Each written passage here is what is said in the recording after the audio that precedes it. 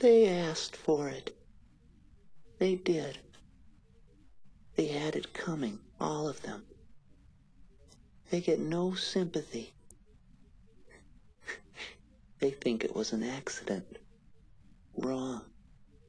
It was so easy climbing up inside the roller coaster support system like a monkey in a palm tree, jamming the lead pipe up through the rails at exactly the right moment. Easy. It was so easy. Dave, Sherry, Joey, 3 out of 8 all at the same time. Not bad. 5 more to go. No one suspects. And I'm not about to tell. Not until the job is done. Right now, it's time to plan the next step.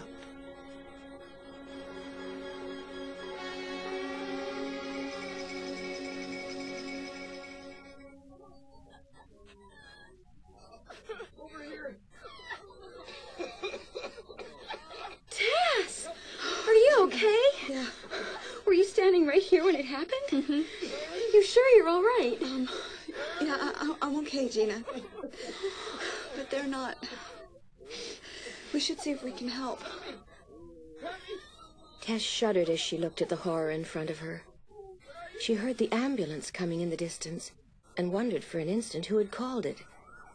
Maybe the figure in black she'd seen under the Devil's Elbow. They're gonna need more than one ambulance. What happened, Tess? I was just driving by and... I don't know, Sam. The roller coaster just sailed off into the air. Come on, you guys. Why don't we see if we can help? There's Sherry Buchanan. She's hurt real bad. Oh, no. Dave Lewis is dead. He's dead. What? Oh, my God. They just found Joey Furman. He's lost a leg. Oh, no. Joey Furman was on the track team, Tess thought, with Guy Joe, Sam, and Beak. With relief, she spotted Beak among the volunteers, trying desperately to clear away bits of twisted metal. At least he hadn't been on the Devil's Elbow. It was his favorite ride. Tess leaned against Sam, all her breath suddenly gone. Here, take my Walkman, Tess. I'm going with Doss to help. Well, I'll come too, Sam. No, you stay here with Gina. Try to keep the crowds back and stay out of the way. Tess hated taking orders from Sam, but she had to accept that he was probably right. She and Gina spent the next hour trying to help the police move people away from the scene so the emergency personnel could get in. When the last of the ambulances had left, she and Gina sank down beside a candy booth, exhausted. Doss and Sam joined them. Then Tess's brother, Guy Joe, arrived. Tall and broad-shouldered, with a square, handsome face and deep gray eyes, he sat down beside Tess and patted her shoulder. Well, sis, at least you weren't on it. Oh, hi, Guy Joe. Thanks for worrying about me, but I'm fine. Yeah, as soon as I saw the TV news bulletin, I thought of you. I know this is your favorite hangout. Well, I'm okay. A tall, big-boned, pretty girl with thick blonde hair down to her shoulders ran up to them. Trudy Slaughter was dressed in beige silk slacks over a red leotard. She moved with quick, light steps across the boardwalk and crouched beside Gina. She was careful, Tess noticed, not to let her silk pants get crushed. Isn't this just awful? I can't believe it. My daddy is going to have a stroke. Something like this happening on his beloved boardwalk. Trudy Slaughter's father was chairman of the board of directors that ran the boardwalk. She was Tess and Gina's classmate and a popular, powerful force at Santa Luisa High School, having been elected at least once to every available office. But Tess didn't vote for Trudy anymore.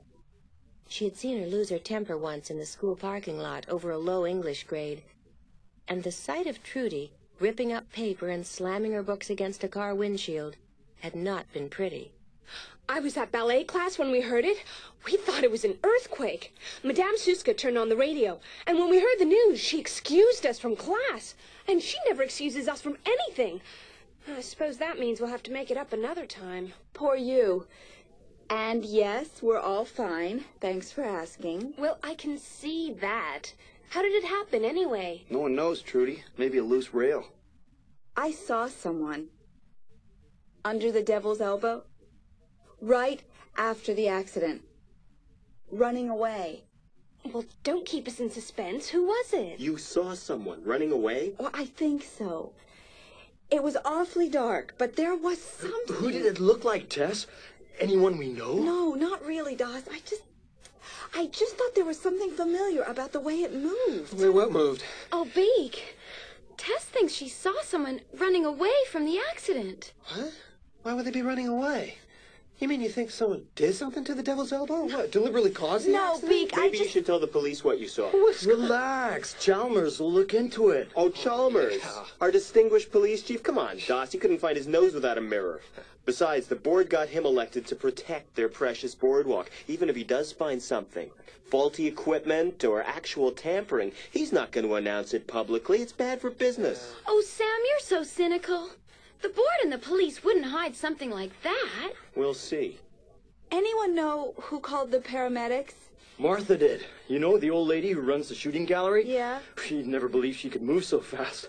That's what you did in an emergency, Tess thought grimly. You ran towards the phone, not away from it. Not unless you had good reason to run away.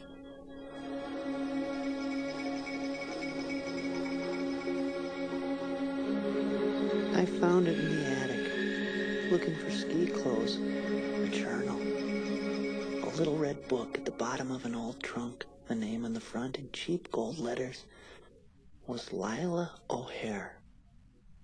O'Hare? No O'Hare in this family, none in Santa Luisa for that matter.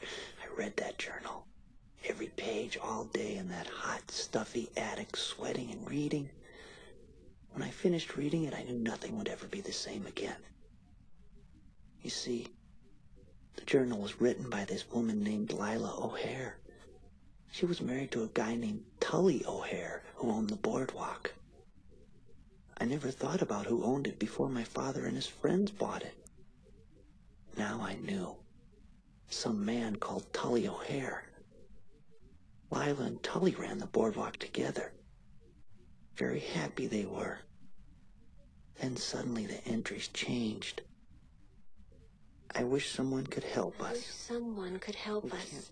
We can't pay the taxes on the boardwalk. Tully's afraid we're going to lose everything. It's our whole life.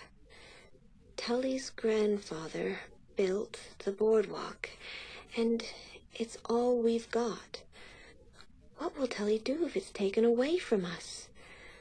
We were so excited about the baby coming.